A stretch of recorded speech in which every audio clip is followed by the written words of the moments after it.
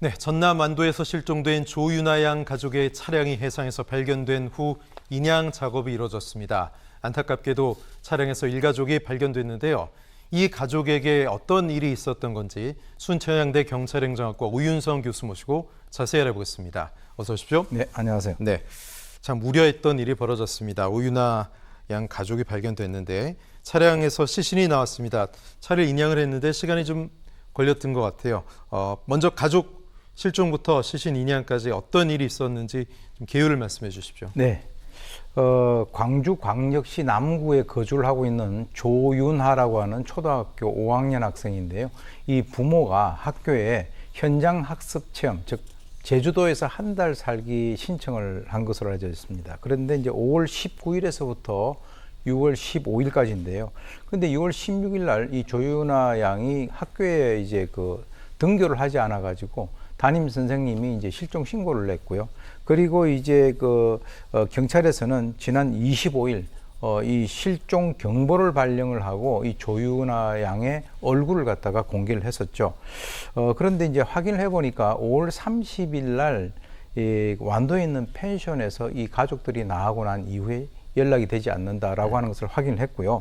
마지막 휴대전화가 꺼진 선착장 인근과 근처를 갖다 수중 수색을 또는 육지 수색을 해 왔었는데 조금 이제 오늘 오전 10시에 인양 작업을 시작을 해서 12시 한 30분 정도 끝났다라고 하는데요. 네.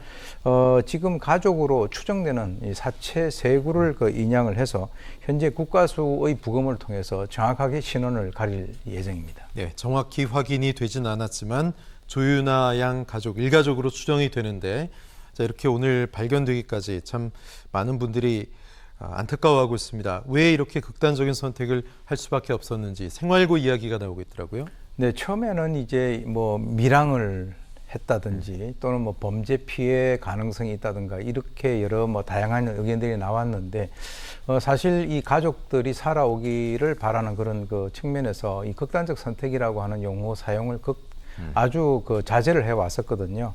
그런데 이제 결과적으로 이런 결과가 나와서 상당히 안타깝습니다만 일단 이제 이전에 이 가족과 연관되어 있는 주변 환경을 살펴보건대 드러난 것만 해도 한 빚이 한 1억 정도 된다라고 네. 하고요. 그리고 카드 빚이라든가 밀린 월세 등을 제대로 내지 못하고 있었다라고 하는 그런 사실.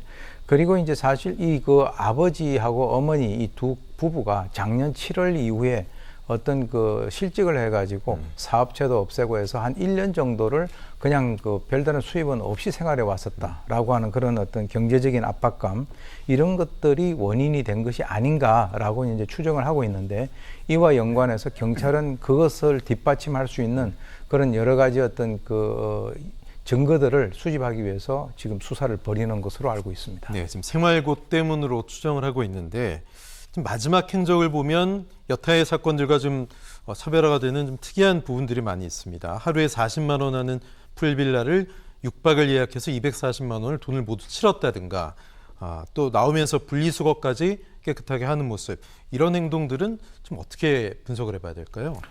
그렇습니다. 지금 이제 나중에 풀빌라를 나오면서 현금으로 이제 다 지급을 했다라고 합니다. 그러면 이제 돈이 없는 사람이 그러면 어떻게 이렇게 할 수 있느냐?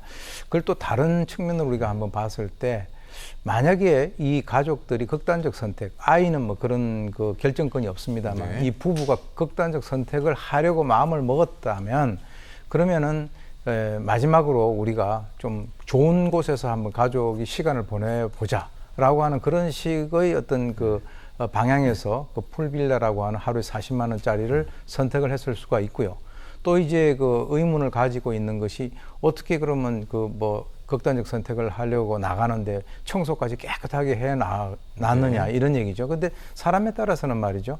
이 극단적 선택을 하기 전에 속옷을 갈아입는다든가 나중에 이제 본인이 비치게 될 수 있는 그런 이미지를 고려를 해서 주위에 있는 청소 정돈을 한다든가 이런 경우도 있기 때문에 그것은 이제 보는 시각에 따라서는 이해를 할 수 있는 그런 부분도 있다라고 봅니다.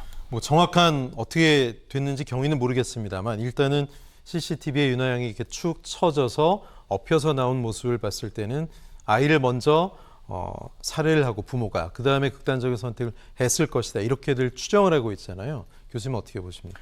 글쎄, 그 두 가지로 볼 수 있는데 네. 일단 이제 뭐 수면제 같은 것도 뭐 검색을 했다라고 하는 것을 봤을 때 이제 아이에 대해서는 수면제를 먹여서 나올 때는 이미 뭐 살해가 됐었는지 아니면 수면제를 먹인 상태에서 그냥 차를 태워서 같이 이렇게 물에 들어갔는지 그거는 정확하게 알 수는 없습니다. 그런데 지금 이제 보게 되면은 이 어머니가 또 업었다라고 하는 그 부분, 그렇죠. 그것에 대해서도 이제 많은 의문을 가지고 있었는데, 이 유나 양 같은 경우는 체중이 한 40kg 정도 나갔다라고 하는데, 어머니가 업었다라고 하는 것은 혹시 이러한 극단적인 선택을 하는 데 있어서 어머니가 그래도 자기 배에서 10달 동안 데리고 있었기 때문에 그 아이를 내가 업겠다, 뭐 이렇게 얘기를 해서 그렇게 업고 나간 것이 아니냐. 보통 그런 상황이 된다면 아버지가 업고 나가거든요. 근데 어머니가 업었던 것들도 그런 것과 연관이 있을 가능성이 있다라고 봅니다. 네. 그런데 좀 이상한 것이 휴대전화 신호가 차례로 끊긴 것도 좀 특이했어요. 이 부분은 어떻게 추론해 볼 수 있을까요? 지금 이제 이것에 대해서 한번 좀 우리가 살펴봐야 될 부분이 네. 지금 그 조윤아 양과 어머니 휴대전화 신호가 끊긴 것이 이제 펜션 부분에서 끊겼다라고 하고요. 그로부터 이제 그 한 몇 시간, 3시간 정도 지나고 난 이후에 이 아빠의 휴대폰이 바로 송곡 선착장 인근에서 꺼졌다는 거죠. 차로 한 5분 거리 정도요? 네, 차는 5분 거리밖에 안 되고 그때도 CCTV에 차가 이렇게 지나가는 것이 찍혔습니다. 네. 자, 그러면 이것은 장소는 이제 어느 정도 특정이 됐지 않습니까? 차량이 물에 빠진 것을 건져냈기 때문에. 네. 근데 중요한 것이 이제 차량이 물에 들어간 시각을 우리가 따져봐야 될 텐데, 제가 이제 확인을 해보니까 당시 5월 31일 날 오전 5시 1분이 간조 시간이에요. 네. 간조 시간이기 때문에 거기는 뻘로 돼 있어가지고 아하. 들어간다 하더라도 차가 물에 빠지기 어렵단 말이죠. 그러네요. 그래서 제가 이제 조심스럽게 추정하는 것은 이것은 경찰에서 확인을 하셔야 될 부분인데, 차가 이제 들어간 상태에서는 이게 바로 물에 가라앉는 건 아니에요. 어느 정도 이렇게 떠서 다니고 있다가 네. 이게 나중에 이제 10m 수심에서 발견이 됐을 때도 차가 이렇게 거꾸로 된 상태에서 박혀 있었단 말이죠. 그렇기 때문에 그때 들어갔을 때 차 안에 물이 들어오고 그 상황에서는 이 일정 부분 이 휴대폰이 방수 처리가 돼 있으니까 그 휴대폰의 에 따라서 약간 꺼지는 그 시기는 다를 수 있다라고 본다면 충분히 뭐 손으로 껐을 가능성도 있고 아니면 입수가 되고 난 이후에 어떤 그 방수의 처리 정도에 따라서 또 순차적으로 끌어낼 수도 있고, 그리고 이제 어머니하고 아이 휴대폰 같은 경우는 뭐 여기서 끄고 갔을 수도 있고, 그렇죠. 예, 여러 가지 어떤 가능성에 대해서 한번 살펴봐야 될 것으로 봅니다. 아버지 휴대전화가 끊긴 그 시점이 입수 시점이라고 보지 않을 수도 있다 이런 거군요. 그게 현실적으로는 예. 상당히 좀 어려운 그런 상황이죠. 그렇군요. 참 가장 속상하고 안타까운 점은 부모들이 무슨 자격으로 아이들을 소유물처럼 판단을 해서 이렇게 아이를 희생시켜야 하는지, 그 부분에 가장 많은 국민들이 화가 나고 속상해하고 안타까워하시는 거 아니겠습니까? 극단적 일가족 생활고로 선택을 할 때 항상 아이들까지 이렇게 희생된단 말이죠. 이건 왜 그러는 겁니까? 그게 이제 뭐 우리나라 같은 경우가 이 아이는 우리가 이런 게 있어요. 이 가족은 공동 운명체다. 네. 이 공동 운명체라고 하는 그 개념 자체가 이런 경우에는 아주 잘못 사용이 되고 있는 것이죠. 그래서 옛날에 이제 어떤 사건이 있었냐면 그렇게 극단적인 선택을 하려고 할 때 아이가 난 내리겠다.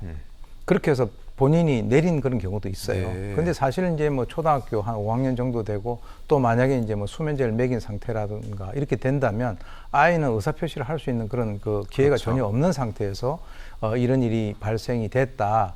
물론 이것이 뭐 사고인지 극단적인 선택인지는 좀 더 두고 봐야 되겠습니다만, 지금 이제 이런 상황에서는 극단적 선택 쪽으로 무게가 많이 가고 있는데, 그것은 뭐냐면 아이 내 소유니까 만약에 저 아이를 그냥 놔두고 우리 가족 부부만 이 세상을 떠났을 때 누가 과연 저 아이를 갖다 돌봐줄 수 있겠느냐라고 하는 이 잘못된 생각에 의해서 이런 결정을 하는 그런 경우가 상당히 많이 있다라고 봅니다. 낫다고 다 자식이 아니고 자기 인생을 헤쳐나갈 기회를 받아야 되는 게 아이들 아니겠습니까? 참 안타깝네요. 예.